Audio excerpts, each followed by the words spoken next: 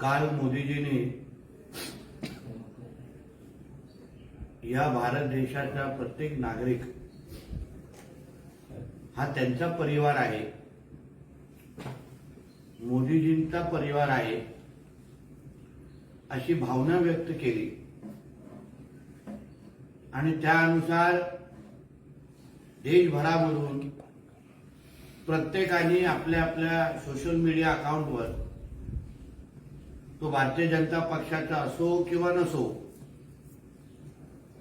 मैं भी मोदी जी के परिवार का हिस्सा हूं अशा पद्धतीचं टॅगलाईन आपल्या आपल्या अकाउंटच्या बाहेर लिहायला सुरू केलं.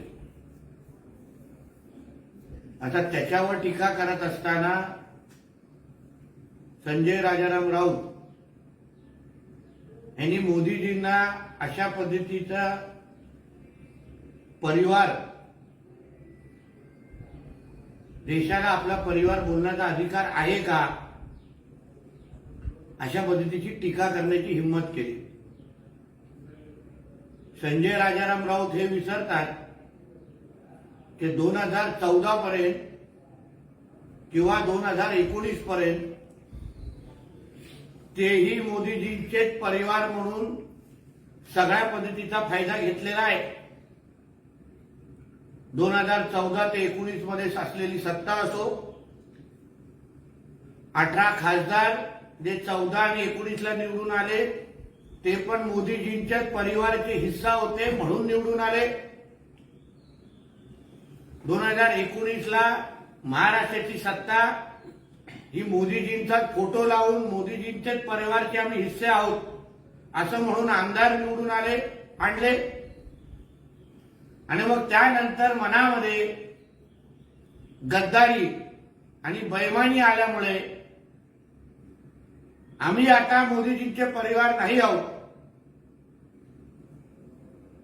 आम्ही त्यांच्या परिवारचे भाग नाही आहोत असे सांगून वेगळे राहिले. पण संजय राजाराम राऊतला थोडा आठवण करून देईल की त्याचा मालक मुख्यमंत्री असताना 2019 ते 22 पर्यंत जोपर्यंत महायुतीची सत्ता आली,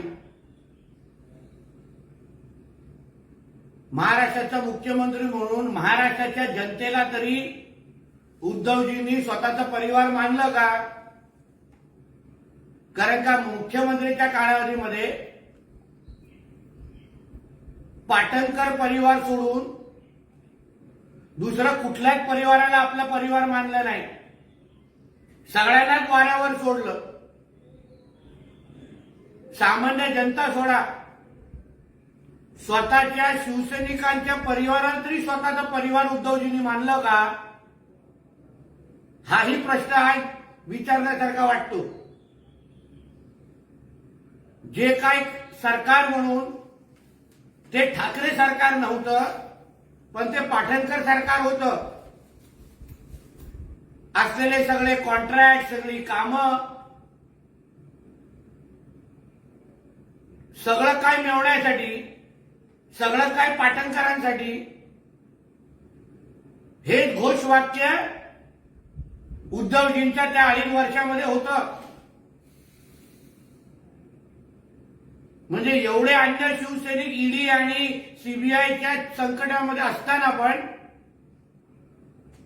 मोदीजींकडे आणि केंद्र सरकारकडे जाऊन पायघड्या कोणासाठी घातल्या? फक्त पाटणकरांसाठी घातल्या.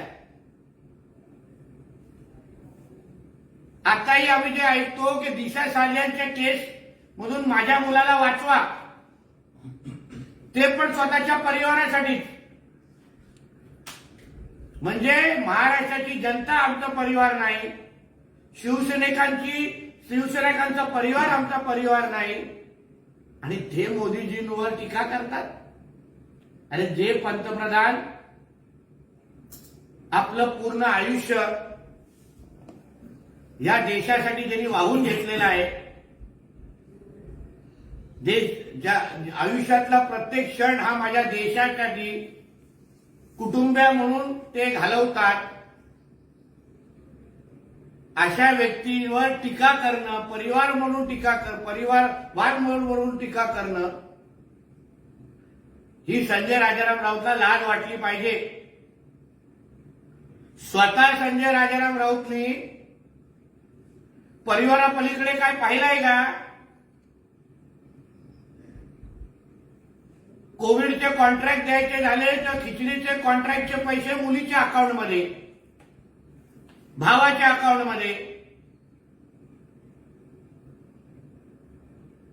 अन्य काही विषय असेल तेही कुटुंबाबद्दलच विचार करायचा, बायकोच्या अकाउंटमध्ये. म्हणून स्वतःनी परिवाराच्या पलीकडे विचार केला नाही. आणि नेमका संजय राजाराम राऊतचा परिवार कुठला हा पण ह्या निमित्ताने विचारण्यासारखा प्रश्न आहे. नेमकं त्यांचा परिवार भारतीय परिवार आहे, भारतातला आहे किंवा रशियातला आहे, हा ह्या निमित्ताने प्रश्न विचारण्यासारखा आहे. म्हणून मोदीजींनी मणिपूरला आणि ह्या सगळ्या बाबतीमध्ये परत परत बोलतात, मणिपूरला जायला पाहिजे, मणिपूरने सहानुभूती दाखवली पाहिजे, मणिपूरचा प्रश्न. अरे बाबा, तुम्ही पत्राचार मधल्या राहणाऱ्या मराठी कुटुंबियांना स्वतःचा परिवार समजलं असतं तर आज ते लोक बेघर झाले नसती, आज ते लोक रस्त्यावर आली नसती.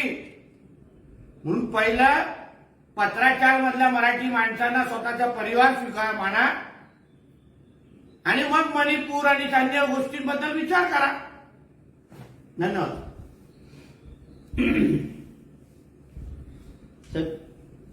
लोकसभा निवडणुकीच्या पार्श्वभूमीवर मवियामध्ये सध्या अजूनही एकमत झालेलं नाही. 15 जागेवरून भांडणं सुरू आहेत आणि त्यांची भांडणं मिटल्यावर आमची चर्चा सुरू होईल असा प्रकाश आंबेडकरांनी दावा केला. तुम्ही आठवत असेल की संजय राजाराम राऊतनी किती तारखा आतापर्यंत दिलेल्या आहेत. कधी बोललेले 26 तारखेला सुटणार, कधी बोललेला 29 तारखेला तिला सुटणार, आता बोलतायत उद्या सुटणार. म्हणजे ह्यांची भांडणं कमी होण्यासाठी मार्ग दिसत नाहीये, कमी होण्याची चिन्ह दिसत नाहीये. आणि त्याच्यावर आता यांना प्रकाश आंबेडकरांबरोबर पण बसायचंय. कदाचित हे लोकसभेच्या मतदानाच्या नंतरपर्यंत यांच्या बैठका सुरू असतील. यांच्या बैठका संपणारच नाही. तोपर्यंत लोक मोदीजींना मतदान करून मोकळे होतील. पण ह्यांच्या काय भांडणं संपणारे चिन्ह दिसत नाहीये. विजय वडेट्टीवार म्हणतात की 4 ते 5 जागा आम्ही आंबेडकरांना देऊ. म्हणजे डॉक्टर बाबासाहेब आंबेडकरांच्या कुटुंबाचा तर हा फार मोठा अपमान आहे. मी परत परत तुम्हाला कालच्या पत्रकार परिषदेत पण सांगितलं, आज पण सांगतो, ह्याला खरा अर्थाने डॉक्टर बाबासाहेब आंबेडकरांच्या विचारांवर हे चालणारे लोक असतील, अगर मान सन्मान ठेवायचं असतील तर प्रकाश आंबेडकरजींना 12 सीट देऊन मान सन्मान दाखवा ना. 4 ते 5 सीट देऊन कशाला त्यांचा अपमान करताय? हिंमत असेल तर 12 सीट देऊन दाखवा. कोल्हापूरची जागा शाहू महाराजांना सोडण्यास सर्वच महाविकास आघाडीचे पक्ष तयार आहे, परंतु काँग्रेसमधून ते लढवतात अशी एक चर्चा आहे. आता चर्चेच्या शेवटी काय निष्पन्न होतं हे कळत नाही. पण मला एवढं आठवतं की छत्रपती संभाजीराजेंना ती सीट लढवायची होती, त्यांना खासदार बनण्याची इच्छा होती. आता त्यांच्याच घरामध्ये सुरुंग परत एकदा शकुनी मामाने लावलं का, हा आता विचारण्यासारखा प्रश्न आहे. ह्या सगळ्याबद्दल छत्रपती संभाजी महाराजांची भूमिका काय याबद्दल थोडा विचार करायला पाहिजे.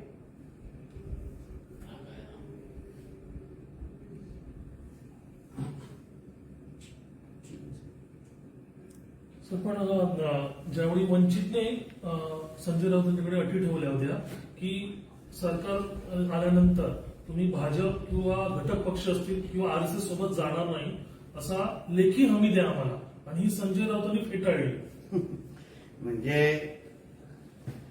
ह्याच्या रक्तामध्ये किती बेईमानी आहे. पत्रकार परिषदेमध्ये सातत्याने भारतीय जनता पार्टी, आमच्या संघ परिवार ह्याच्यावर उत्सुक टीका करायची, तोंड काळं करायचं आणि वैयक्तिक दृष्टिकोनातून भारतीय जनता पक्षाने संघावर ही हमी पण द्यायची हिंमत ठेवायची नाही. ह्याला दुतोंडी साप म्हणतात. आणि त्याचं नाव आता नवीन जात निर्माण झाली दुतोंडी सापाची, त्याला संजय राजाराम राऊत म्हणतायत. म्हणून हे जेवढी नितीन गडकरींची हे काळजी ठेवत आहेत ना, तेवढी काळजी थोडी मनोहर जोशींची घेतली असती तर त्यांना शेवटच्या दिवसामध्ये मानसिक त्रास झाला नसता. तर वैभव नाईक असं म्हणतात की भाजपच्या नेतृत्वाचा स्थानिक नेत्यांवर विश्वास नाही. जिल्ह्यात 3 मंत्री आणि 1 केंद्रीय मंत्री असताना गोव्याच्या मुख्यमंत्र्यांवर इथल्या मतदारसंघाची जबाबदारी देण्यात आली. म्हणून त्याच चौकटीमध्ये राहून सुषमा अंधारे ताईला इथे बोलवलेलं का की इथे कोणाचंच थोबाड इथे उघडण्यामध्ये दम नाही, कोणाचंच वक्तृत्व प्रभावी नाही आणि म्हणून स्टूल सकट सुषमा फर्निचरवाल्याला इथे आणावं असा काय त्याच्यामधला विचार होता का? म्हणजे त्या चौकटीमध्ये राहिले तर काल जेवढे रावण पत्रकार परिषदेने बसले होते 4-7 कोणी रावण होते वाटतं, ते सगळे नालायक बसलेले. मग आमच्या गोवाचे मुख्यमंत्री हे आमचे भारतीय जनता पक्षाचे आहेत. अगोदर पण मनोहर पर्रिकर साहेब असताना तेव्हा सिंधुदुर्ग भाजपची जबाबदारी मोठ्या प्रमाणामध्ये तेच घ्यायचे असे आम्ही ऐकायचो. आणि आताही अगर आमचे प्रमोद सावंत साहेब येऊन अगर मार्गदर्शन करत असतील ना तर त्याच्यामध्ये काही चूक नाही, चांगलीच गोष्ट आहे ती. पण उभाटाला ते झोमणारच, कारण का गोव्यामध्ये आज यांचा पोलीस पाटील किंवा सरपंच पण साधा निवडून येऊ शकत नाही, लायकीच राहिली नाहीये जिल्ह्याच्या बाहेर, म्हणून होऊ शकतं असं. विनायक राऊत आज आपला 10 वर्षाचा लेखाजोखा मांडणार आहे. काळा कलर असेल पूर्ण, कारण का 10 वर्षामध्ये मतदारसंघामध्ये अंधारापलीकडे काहीच केलेलं नाही. त्यांच्या 10 वर्षाच्या लेखाजोखामध्ये ना राणे साहेबांचे फॅमिली फोटो लावायचे त्यांनी प्रत्येक पानावर.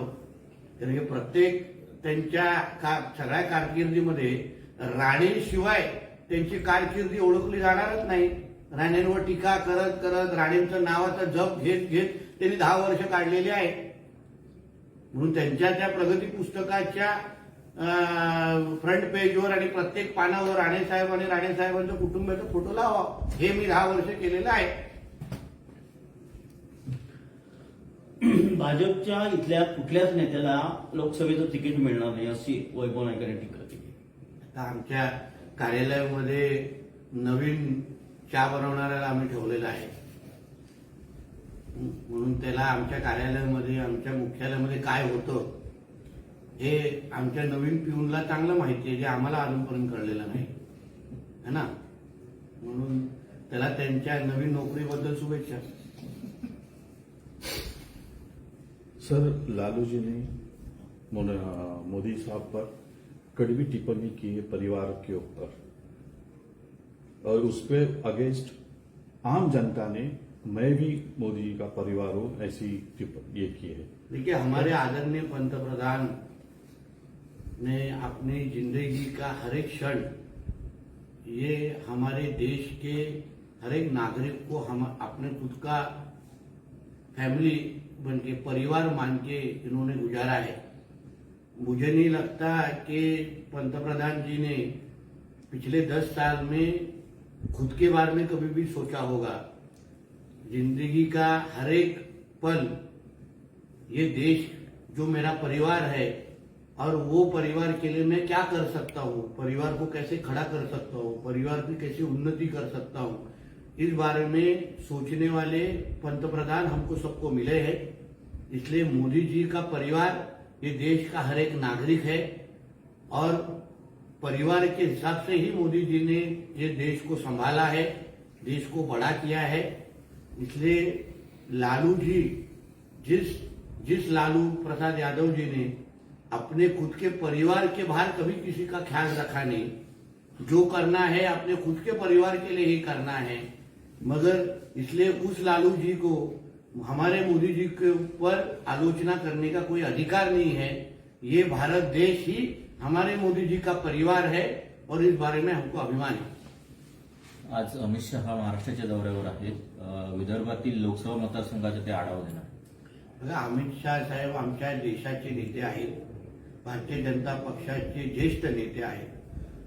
म्हणून महाराष्ट्राच्या राजकारणामध्ये त्याने कोणाला कसा न्याय द्यायचा हे त्यांना चांगल्या पद्धतीने माहिती असल्यामुळे आज ते आमच्या राज्याच्या दौऱ्यावर आहे. मला विश्वास आहे की त्यांच्या दौऱ्यानंतर महायुतीच्या जागा वाटपाचा विषय असो लोकसभेच्या बद्दल सकारात्मक वातावरणाचा विषय असो ते निश्चित पद्धतीने फरक पडेल आणि आमची विजयाची घोडदौड जी आम्ही 45+ जे ठरवली आहे ते अमित शहाजींच्या दौऱ्यामुळे अजून त्याला बळकटी भेटेल असं मला ठाम विश्वास आहे. दीपक केसरकरांनी असं म्हटलं की अमित शहाच्या दौऱ्यानंतर रत्नागिरी सिंधुदुर्ग लोकसभा मतदारसंघाचा जो तिढा आहे तो पण सुटेल. ते कारण का अमित शहा साहेबांसारखा एक दूरदृष्टी असणारा नेता, पक्ष संघटनेला मजबूत करणारा नेता आणि मोदीजी आणि अमित शहा हे अशी नावं आहेत त्यांच्यावर आम्हाला सगळ्यांनाच विश्वास आहे. महायुतीच्या आमच्या घटक पक्षाच्या नेतृत्वाला पण त्यांच्यावर विश्वास आहे. म्हणून मला विश्वास आहे की अशी कुठलीही अगर अडचणी इकडे तिकडेची थोडी अडचणी महायुतीमध्ये आल्या असतील त्या आज अमित शहाजींच्या दौऱ्यानंतर ते गोष्टी सगळ्या क्लिअर होतील.